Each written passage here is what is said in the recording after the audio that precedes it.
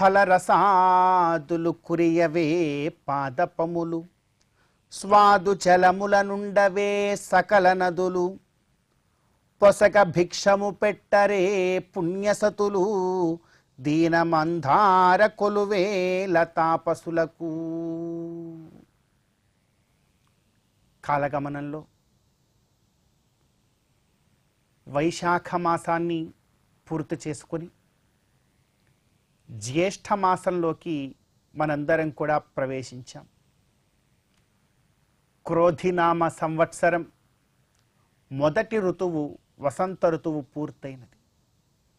గ్రీష్మ ఋతువులో ఉన్నటువంటి 2 నెలలలో మొదటి నెల జ్యేష్ఠమాసం ఆరంభమవుతూ ఉన్నది. ఈ జ్యేష్ఠమాసంలో చైత్రాదీనాంతు మాసానాం విష్ణువాదీనామనుక్రమాత్ అనేటువంటి మన ఆగమశాస్త్ర ప్రమాణం ప్రకారం పరమాత్మ శ్రీమన్నారాయణుడి యొక్క దివ్య రూపాలలో వామనమూర్తి యొక్క రూపం ఈ జ్యేష్ఠమాసంలో చాలా ఉత్తమమైనటువంటి ఫలాన్ని చక్కగా మనందరికీ కూడా అందజేస్తుంది అని ఆగమశాస్త్రం చెప్తూ ఉన్నది. పరమాత్మ వామనుడై ఉన్నప్పటికీ సకల లోకమంతా కూడా వ్యాపించి త్రివిక్రముడై తన యొక్క విక్రమాన్ని చూపి బలిచక్రవర్తి యొక్క గర్వాన్నే కాదు, మనలో ఉన్నటువంటి సకల గర్వమును ఖర్వము చేసి అతఃపాతాళమునకు తొక్కివేసేటువంటి ఎంతో గొప్ప విభూతి కలిగినటువంటి ఆ గోవిందుడు మనలో ఏమాత్రము కూడా గర్వము, కామ, క్రోధ, లోభ, మోహాదులు పుట్టకుండా మనల్ని కాపాడుతూ ఉండాలి అని ఈ జ్యేష్ఠ మాసంలో మనందరం కూడా భగవంతుణ్ణి కోరుకోవాలి. అలా కోరుకుంటూ ఎంతో చక్కనైనటువంటి భగవత్ సాన్నిధ్యాన్ని మనం చేరుకోవాలి అనేటువంటి ప్రయత్నం చేయాలి తప్ప ఎక్కడ పడితే అక్కడ, ఎలా పడితే అలా, ఎవరిని పడితే వారిని మనం ఆశ్రయించేసి దుష్ఫలముల జోలికి ఎప్పుడూ కూడా వెళ్ళరాదు. నీచాశ్రయం నకర్తవ్యం, కర్తవ్యం మహదాశ్రయం అంటారు కదా. ఆ నీతిని మనకు పెద్దలు ఇలా తెలియచేస్తూ ఉన్నారు, చెప్తున్నారండి. ఫలరసాదులు కురియవే పాదపములు. ఎందుకయ్యా? భగవంతుణ్ణి ఆశ్రయించు. భగవంతుణ్ణి తప్ప వేరొకరిని ఆశ్రయిస్తానంటావేమిటి నీవు?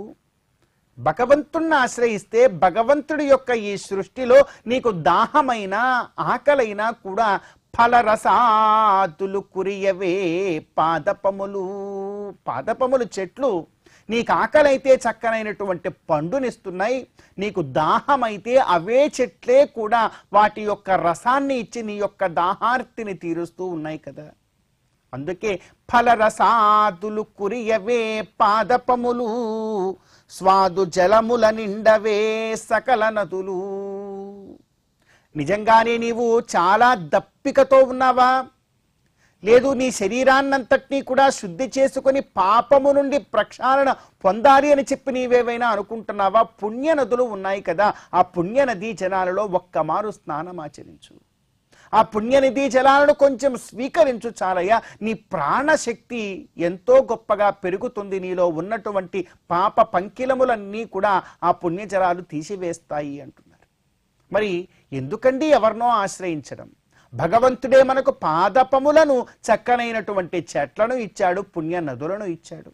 మనం నిజంగా ఆశ్రయించవలసినటువంటిది వాటిని.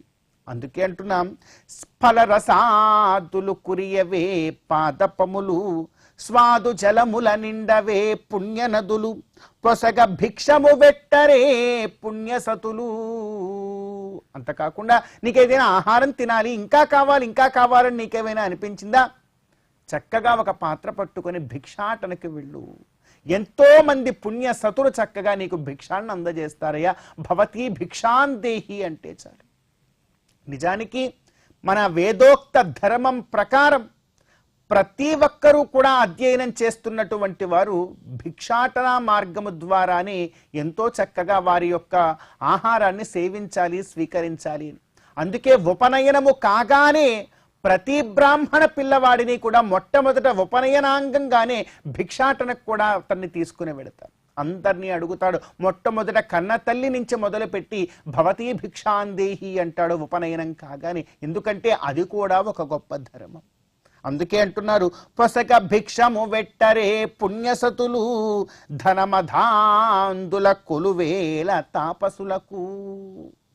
నీవు తాపసిగా చక్కనైనటువంటి భగవద్భక్తుడిగా జీవితాన్ని నీవు గడపాలి అనుకుంటే భగవంతుడు నీకు ఇన్ని రకాలైనటువంటి అవకాశాలు ఇచ్చాడు. మరి ధనమదాందుల కొలువేల, మరి ధనమదాందులు ధనముతో గొప్పదైనటువంటి స్థితితో గర్వముతో మదముతో ఉన్నటువంటి వారి యొక్క పాదములు ఎందుకయ్యా నీవు పట్టుకుంటావు? కాబట్టి పాదపములను ఆశ్రయించు, పుణ్య నదులను సేవించు, ఎంతో చక్కగా భిక్షాటన చేయిచారు. అంతకన్నా గొప్ప ధర్మమేమీ లేదు. ఇవన్నీ చేస్తూ భగవత్ కైంకర్యంలో కనుక నీ ఉండగలిగితే ఇదే గొప్ప జీవితం. ఈ జీవితం పునర్జన్మరహిత శాశ్వత విష్ణుపథ ప్రాప్తిని పొందిస్తుంది. అందులో ఏమాత్రం కూడా సందేహం లేదు అని ఎంతో గొప్పగా శాస్త్రం చెప్తుంది. ఇటువంటి కార్యం విశేషించి ఈ జ్యేష్ఠ మాసంలో చాలా ఉత్తమమైనటువంటి ఫలాన్ని ఇస్తుంది అంటున్నారు.